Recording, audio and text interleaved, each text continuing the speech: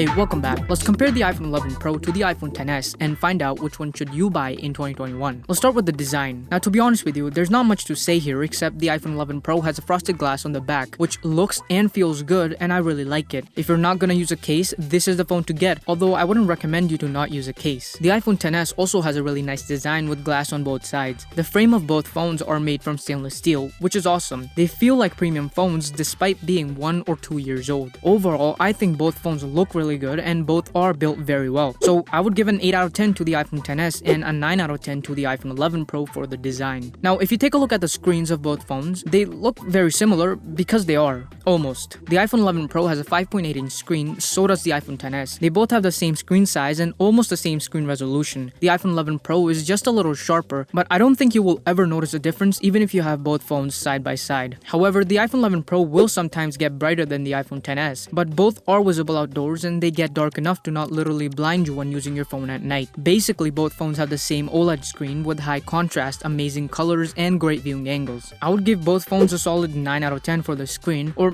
maybe a 9.5 to the iPhone 11 Pro. Moving on to the processor. So both phones have 4 gigs of RAM, which is great. The iPhone 11 Pro is running Apple's A13 Bionic processor, which in my opinion is still an amazing processor. The iPhone XS, however, is running Apple's A12 Bionic processor, which I also think is good enough for pretty much all the things you're gonna do on your phone. But the real performance of these phones will be noticeable while playing graphically intensive games, or maybe while editing or exporting a video on the phone. You will probably get a little more performance from the iPhone 11 Pro compared to the iPhone XS when performing graphically intensive tasks. However, after having these phones for months and months and months, in my opinion, when performing everyday tasks like calling, texting, emails, browsing, watching YouTube and things like that, there's little to no difference. So if you're a casual user, I think you'll be fine with either one of them. However, I do think the iPhone 11 Pro would be better in the long run because it will get another year of software updates compared to the iPhone XS. It's something to consider if you're gonna be using the same phone for a few years. So maybe an 8 out of 10 for the iPhone XS and a 9 out of 10 for the iPhone 11 Pro. Next, the battery. Okay, so this is an interesting one. If you don't already know, the iPhone 11 Pro has an amazing battery life. There's a 3046 mAh battery inside, which is fairly larger than the iPhone XS, iPhone 12, and the iPhone 12 Pro battery. Most importantly, the iPhone 11 Pro actually lasts longer than the iPhone 12, 12 Pro, XS, and pretty much every other iPhone ever made. In other words, the iPhone 11 Pro and the 11 Pro Max are the two iPhones with the best battery life right now. At the time of recording this video, with 89% battery health, the iPhone 11 Pro is averaging close to 9 hours of screen on time. The iPhone XS, on the other hand, with 82% battery health, is averaging close to 5 hours of screen on time when fully charged. So the iPhone 11 Pro just crushes the game when it comes to battery life. This is the iPhone to get if battery life is something you really care about. But don't get me wrong, the iPhone XS doesn't have terrible battery life. It's not the best, but it's not terrible. I would say it's somewhere between okay to good, depending on how you use your phone. So definitely a 10 out of 10 for the iPhone 11 Pro, and I guess an 8 out of 10 for the iPhone XS. Now, the battery life may not be a similarity between these two phones, but I think the cameras are very similar in image quality. In my opinion, both phones have really good cameras. The iPhone 11 Pro has 4 cameras, 3 on the back and 1 on the front. The iPhone XS has 3 cameras, 2 on the back and 1 on the front. Both phones have a selfie camera, a normal wide-angle camera, and a 2x telephoto camera.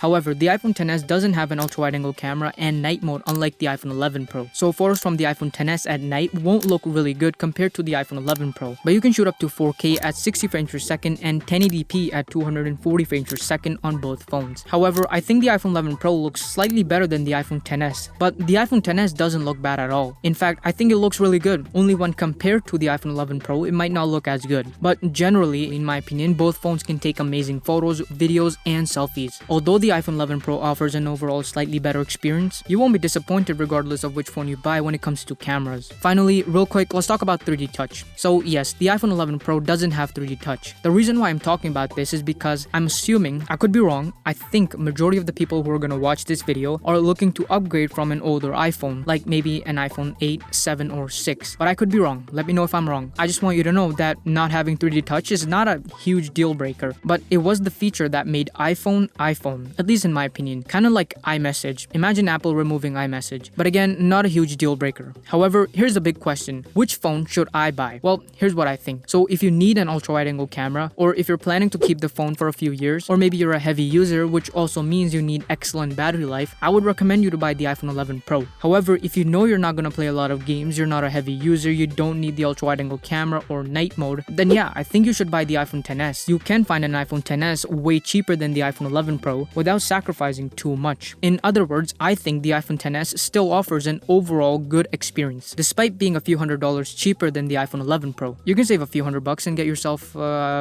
something. I don't know, something. Anyways, that's it for this video. If you want to know more about these phones in a little more detail, you're welcome to check out the 2 separate videos I made about these phones. I'll have all the important links in the description. If you're still watching, thank you. I hope you found this video helpful, and if you did, please like it and subscribe. That's all. I'll see you in my next video. Later.